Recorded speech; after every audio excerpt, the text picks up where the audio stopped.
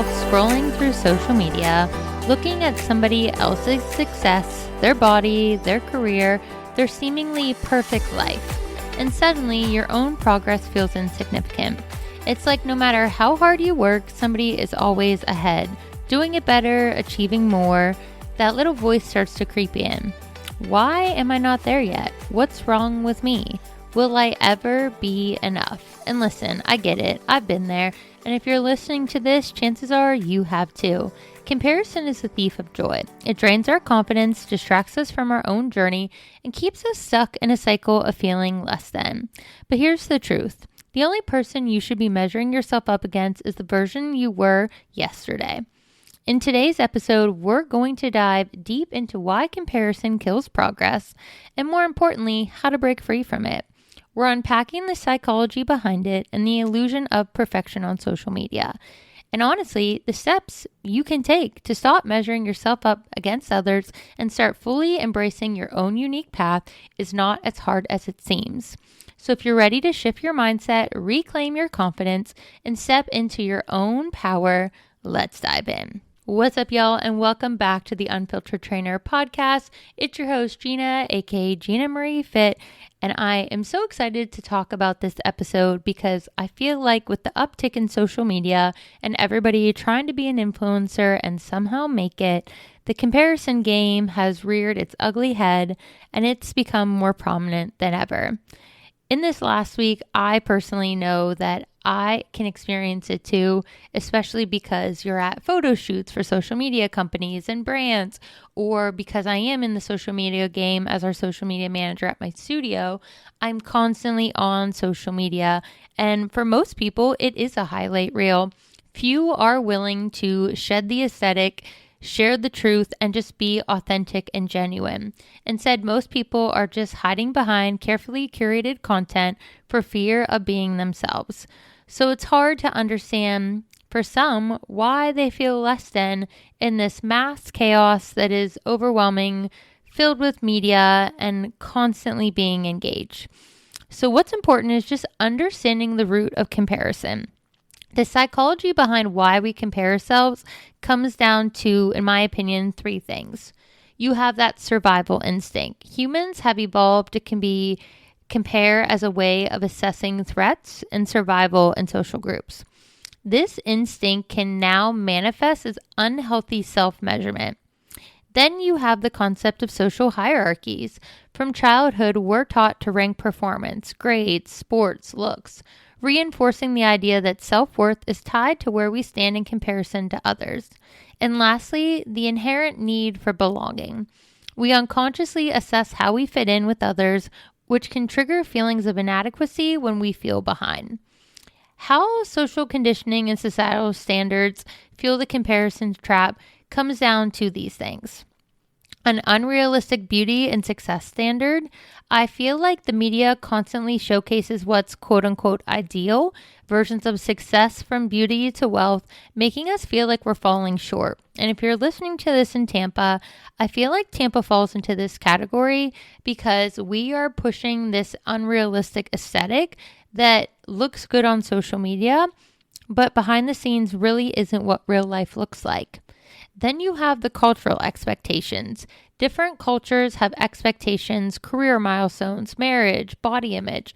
They can make individuals feel behind based on external timelines. And then, of course, one of the worst things that we deal with is consumerism and validation. The market thrives on our insecurities. If we feel we're lacking, we're more likely to buy things that try to promise to fix us, whether it's makeup or hair extensions or the next beauty cream that's going to make you look younger, as if aging isn't a beautiful thing, because it means we're alive and we still have opportunity to grow and change our circumstances. There's a hidden cost that comes with this, and comparison robs us of joy, our confidence, and even our progress. You have that emotional drain because you're constantly comparing yourself. That leads to anxiety, stress, dissatisfaction, which makes it hard to appreciate what you do have. You have paralysis analysis. Instead of taking action, you overanalyze what others are doing, which prevents you from progressing in your own journey. And then you have resentment and self-sabotage. Envy can turn into bitterness, which makes you sabotage opportunities and relationships because you feel like you're never measuring up. And I feel like I have done this myself, and I've seen other people do this as well, is that when they see other people have what they want, they resent it, and then they become bitter and distant instead of just addressing the issue at hand, which is their own insecurities. They sabotage relationships and they end up missing out in the long run. The difference between inspiration and comparison, which I feel like is really important to address early on in this podcast, is that inspiration fuels growth. It pushes you forward with excitement, while comparison makes you feel like you're falling behind. Healthy admiration is when you're looking up to someone. They should feel like they're empowering you, not making you feel like you're inadequate. What's really important, honestly, is that we check our emotional responses. If you feel encouraged by somebody's success, you're feeling inspired. If you feel drained or unworthy, you're stuck in comparison, and that's on you, not on them. I feel like that's really important, honestly, is that we take ownership of our feelings and the part we do play as we have this conversation today, because it's not all about the other people. Sometimes it's about us. And that's why you have this illusion of perfection, because what you see isn't reality. Social media versus real life. The curated content distorts our perception. You have highlight reels versus reality. People only posting their best moments, their best outfits, their success, not their struggles, not their failures, not their insecurities. You've got this filtered assessment of what perfection is because you have editing apps, you have lighting, you have angles that create an illusion that one looks like something when they don't look like that in real life. And then you have performance culture. People post achievements to validate their self-worth, not necessarily to inspire and empower other people. Let's dive into the highlight reel and the effects and its impact on self-worth. The highlight reel concept of this aesthetically pleasing land of social media that we live in gives you unrealistic standards. We compare our behind the scenes to somebody else's highlight reel, making our everyday life seem dull or less than. It also gives you a distorted time perception. We only see the outcome of success, not the years of work behind it. And I feel like this is something that I actually do well. I have been grinding for 37 years. I have been working hard my entire life, and it is just starting to really benefit. And you're really just starting to see everything that I've been doing come together now, which is literally one of those things where if you told somebody that it was going to take you 37 years to achieve your dreams, how many people would have given up years ago? Which is why some people have validation addiction. The more we compare, the more we seek external validation, likes, comments, shares to feel worthy.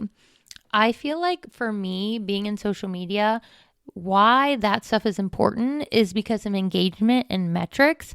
I don't necessarily care how many likes I get or how many comments I get. What I care about is that I get likes and comments because it's engaging content that people resonate with, and I share on social media to be in service of other people, not so much because I want vanity metrics and I want to have like a lot of views because it looks cool. The more people I reach, the more people I help.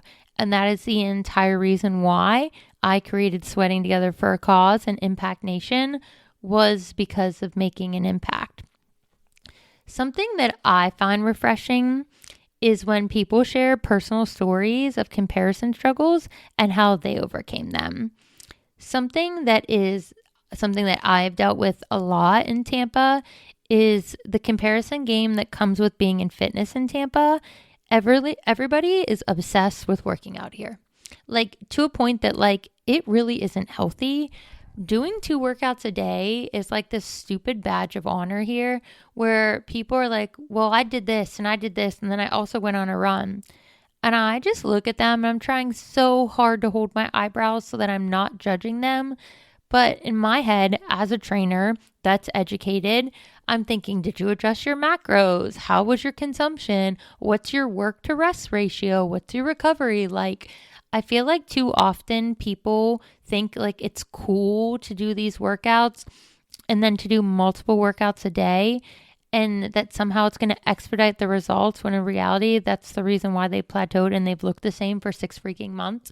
But no one wants to talk about how if you just were more intentional with the one workout and had adequate rest and recovery, how much better your results would be. But still, you see them getting work done and doing the most and getting the spray tan and getting the lashes and doing all of the things, knowing damn well without those things how different those people would look. And it's really easy to get caught up in it being in fitness in Tampa, because if you don't fit the Tampa typical mold, which is like blonde, thin, boobs, like that is just the nature of where things are now here. It's really easy to feel like you don't belong or you're not good enough when you don't look like that. But there's really incredible lessons to be learned from this, because when you step away from comparison, it leads to more fulfillment. And I noticed this when I went from teaching in Channelside to teaching in downtown. Now, for those of you that are not in Tampa, this is literally like half a mile. Like I'm talking 5 minutes. The nature of the people and the way people are is so drastically different. At Sparkman, I felt compelled to be ready to wear makeup, to be the thinnest version of myself. And then now that I teach downtown, I'm totally comfortable going in with the braid, my headband. Like I got ready in the morning, meaning I brushed my teeth, I got my coffee, but I sure as hell am not putting makeup on at 4 a.m. when I just rolled out of bed at 3:30 and I have to be at the studio at 4:30. And so sometimes it's just the environment that you need to remove yourself from and really sit down and think about, is this who I want to be around? Is this the way I want to be portrayed? How does this make me feel? And am I trying to keep up with a standard that isn't realistic? Because nobody looks like that without doing all of the things. Here's a little practical advice. Think about what you need to do, or what you did if you're past this point, to break free from that trap. For me, I really reevaluated my circle. My circle is a hell of a lot smaller, but they're way more genuine. They are way more intentional people. They are successful. They're driven, but nobody's judging one another because they don't have the most recent new car, or they're not wearing the matching set from the fancy fitness studio like athletic wear line. They're just good-hearted people that are here for a good time in a long time, and they're here for all the roller coaster ride that is being a normal human being in the adult life. And so I broke free from that comparison by changing my environment, changing the people I surrounded myself with, and changing what I was doing, because I did do these things that I'm talking about that blow my mind. I was doing multiple workouts a day. I was eating less. I was taking walks. Like I was trying to keep up so that I felt worthy of teaching where I was teaching, because I knew how important that aesthetic was to work there. And I wanted to like meet those standards so that I felt like I quote unquote belonged. Being more conscious of comparison triggers can really be a game changer. Try this self-awareness exercise that I revisit from time to time. I want you to think about and pay attention to the moments where you feel less than, and ask yourself why you're so triggered by that. Really think on who you're with, where you're at, what are the feelings that are rising, what is coming to the surface, and sit down and really think about that, and then reverse engineer why you feel that way. Something that can be really helpful, because we are talking about social media today, is the unfollow and filter content. You'll hear a lot of people say, if a page makes you feel insecure rather than inspired, it's time to hit unfollow. And here's what I'm going to say, and it's going to be controversial to some people, but I don't believe in muting accounts. If you have to mute an account, just unfollow them. Like, what the hell are you even doing? Why would you want to silently watch somebody's page and strategically see what they're doing, but don't engage with them because God forbid you support the people you watch on social media, why don't you just unfollow them? If you feel so compelled that you have to mute an account, freaking just go and unfollow them. It says a lot about people when they don't have the confidence to just unfollow somebody, because social media has it's so much power over us that you don't want to upset somebody by unfollowing them. It's social media. It's not real life. It's not that serious. We're not literally curing cancer or ending homelessness. It's social media. It's curated feeds and cute photos. It is not that serious. If you're literally that triggered by somebody, unfollow them. Pull your shoulders back, put your chest up, and stop playing this bullshit game where we just mute people because we feel the pressure to keep following them. Just unfollow them and move on. You shouldn't have to explain yourself to begin with. Now, we've got through a little self-awareness. We are going to filter to improve our content. The next thing that needs to happen is you need to reframe the way you're thinking. And this, my friends, at 30 plus is one of the hardest things to do, because I'm trying to reframe the way I see finances, because the world I come from, the world I'm living in, and the world that I'm actually in are very, very different. And I still am trying to change the way I see finances and my own finances. So in terms of what we're talking about today, when you have to reframe the way you're thinking, you have to take yourself from thinking they're better than me and shift it to, how can I learn from them? Now you might be thinking, why would I want to learn from them? Clearly, and in my opinion, the people I follow on social media that are where I want to be, or where some form of where I want to go, I'm inspired. I'm empowered. They push me when I see them succeeding, or when I see them get a really big business deal or host a phenomenal event. In my heart of hearts, I never think, oh, I wish that was me. Why can't that be me? What are they doing that I'm not doing? For me, it is just that reminder that, oh, hell yeah. Keep working hard, Gina, because look what's possible. If they can do it, you can do it too, in your own version. So really think about that, and just think about what you can learn from people that are in positions you strive to be in one day, and then become the person you have to be to earn those titles. One thing that is something I do not understand about the different generations I interact with is, I have a title, and in my head and in my heart, every single day, I strive to re-earn that title, which means I am doing everything expected and then some. Having a title isn't enough. Being given a job isn't enough. You have to keep re-earning your job, being different, being better, because if not, somebody else is going to come along and take that job from you. It's happening so much in Tampa. There are so many layoffs happening at my friends' companies, and it's so scary to witness, because it's that constant reminder you're replaceable. I don't care what position you're in, what you've done, what you've brought to the table. If you're not striving to re-earn that position, be better, and do more every single day, then you will be eliminated. It's sadly just a matter of time. That is the way things are going down here. And so you really have to keep striving to have that next leg up if you want to kind of be in the environment and have the kind of success that you see down here. It's not enough to do what's expected. You have to be doing more.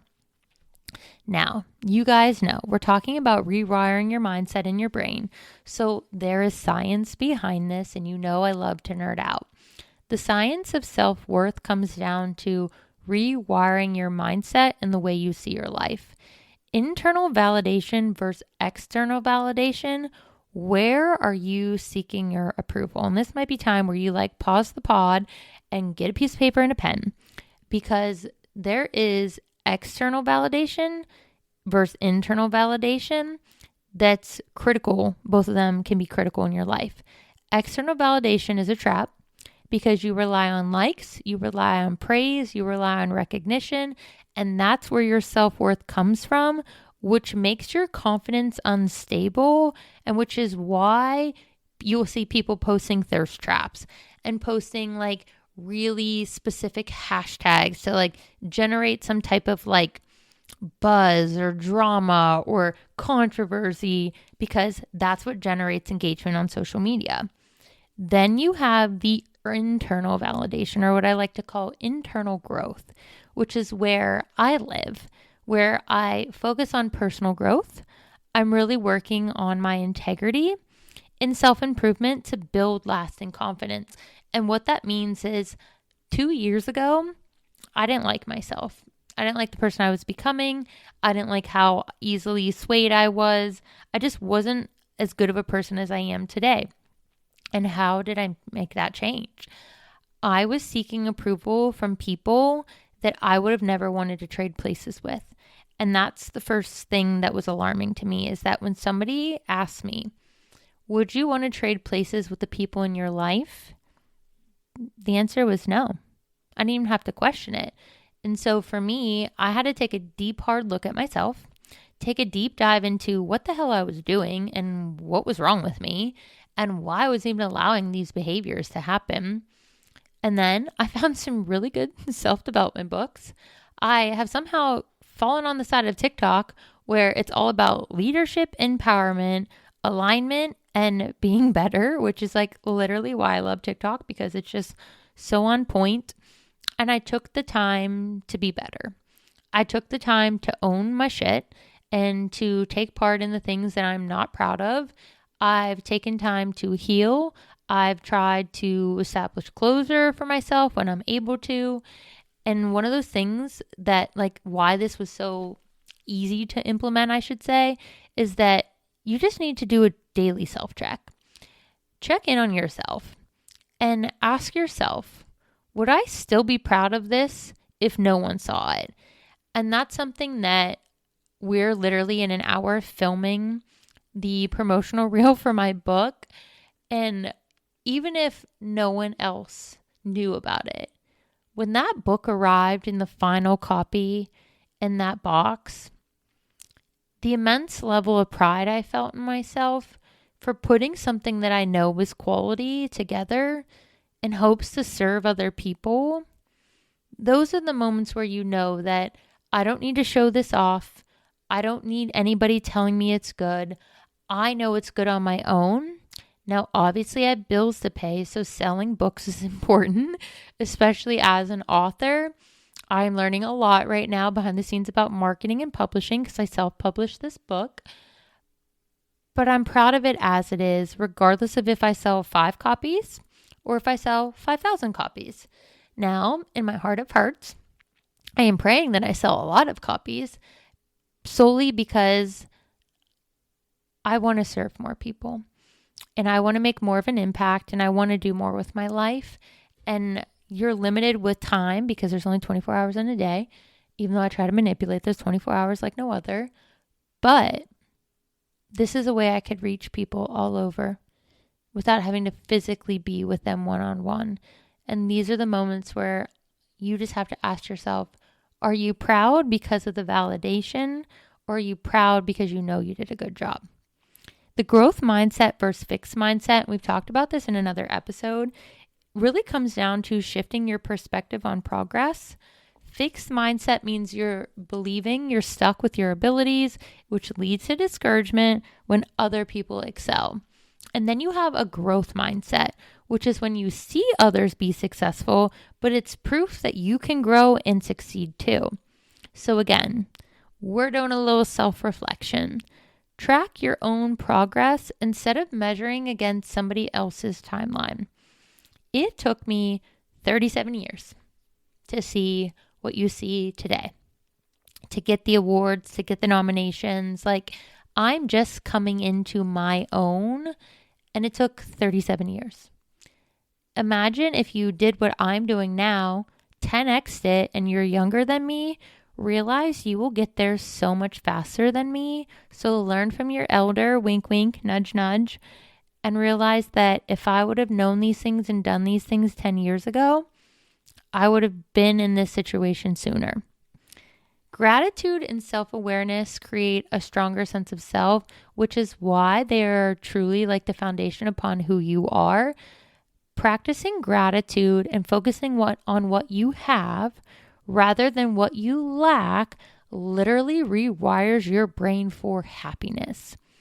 Journaling for awareness is something that I used to do, and I do feel like for a lot of people it's helpful because it's all about writing small wins to shift your focus inward.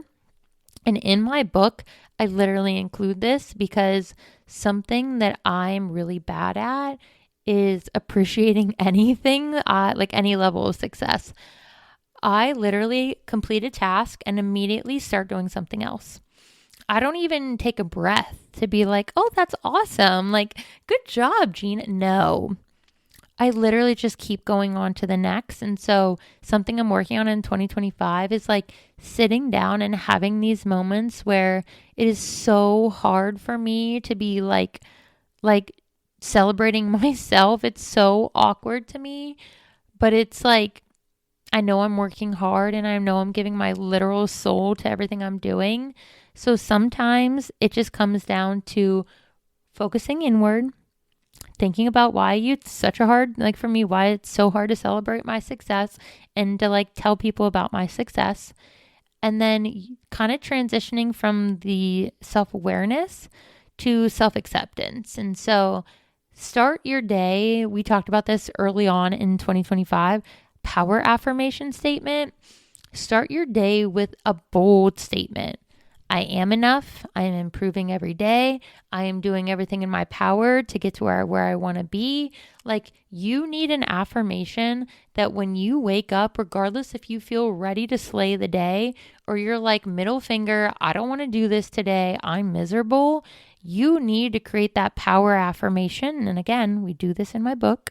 This is why this book is like literally so cool. But you create your badass statement. You create your powerhouse statement that's going to be that reminder, whether you want to do it or you don't want to do it, you're doing it anyways. So think about how to build self-confidence, right? And how we build self-trust. You have to be strategic and practical in your methods. So we already talked about celebrating small wins, celebrating personal progress to reinforce your self-trust, affirmations and positive reinforcement. We have to think as if it's already happened.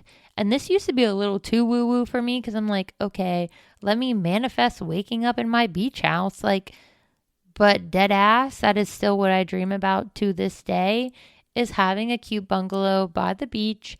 And I wake up on my own time and I walk out and that is my reality. And even though the hurricanes have completely shifted the way I think about living here, one day that will be my reality. Guaranteed. So speak to yourself like you would somebody you love. Talk to yourself with kindness and give yourself freaking grace. Now, you have to keep these promises to yourself though. The more you follow through on your personal goals, the stronger your confidence. And you're going to see when you buy my book, and we're going to keep talking about this because it's all in there. I teach you how to take the big goal, create milestones, and keep reverse engineering it for success. So you're going to own it. And then in my book, I give you a literal actionable 30-day challenge because I used to be a hoarder of information. We all know this. And I would read things and I would highlight things and I'd be like, oh my God, I feel so inspired. Womp womp, life would happen. And then I would forget what I read. So this book has actionable steps in it. So you're literally doing the prompts in the book. There are pages. I created little fake pages inside the book, like college ruled paper, and you're going to do the exercises as you go along. And then you're going to revisit them because there's a special portion at the end of the book for you to just go ham with your thoughts.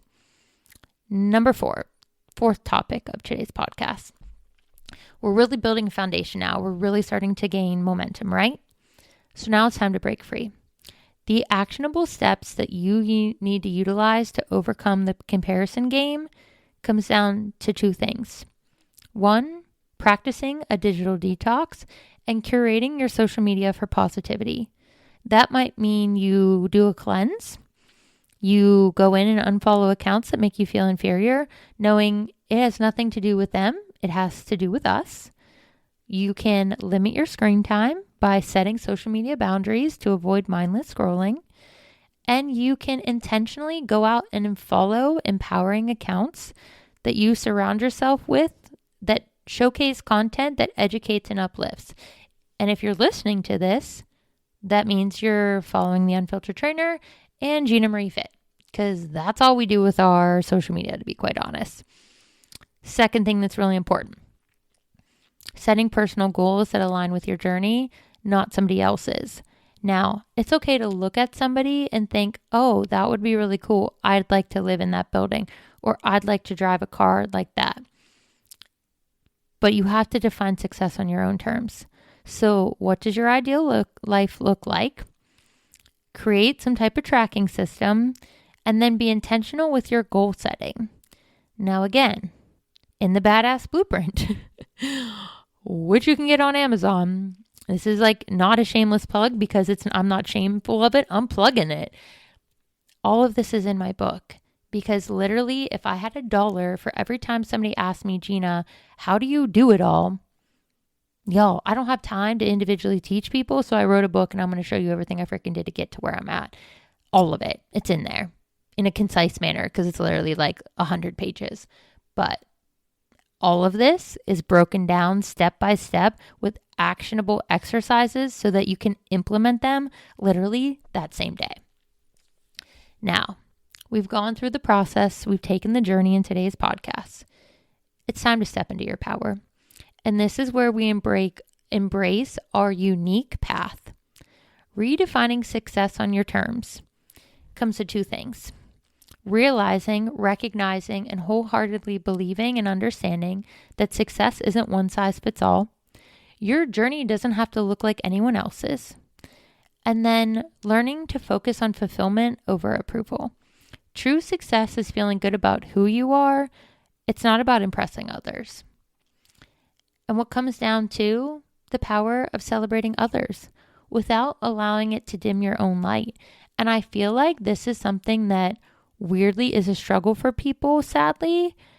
Collaboration over competition is life. And I don't want to pound on my desk, but like in my head, I'm pounding on my desk because uplifting others creates abundance, not scarcity. Uplifting others as you climb enables you to be more successful. It does not take away from your success. It does not mean you can't do what you want to do. Literally, I have been to so many incredible women leadership events this month. And what do you think we all talk about? Personal struggles, personal setbacks, how we got to where we wanted to go, and how we did it with others. Not a single person in any of these talks have talked about doing it alone. Everybody has a team. Everybody has a support system. No one does it alone. So you have to be willing to cheer for others because when you celebrate others, you create an environment where people will celebrate you too, genuinely, instead of muting your account and being a hater.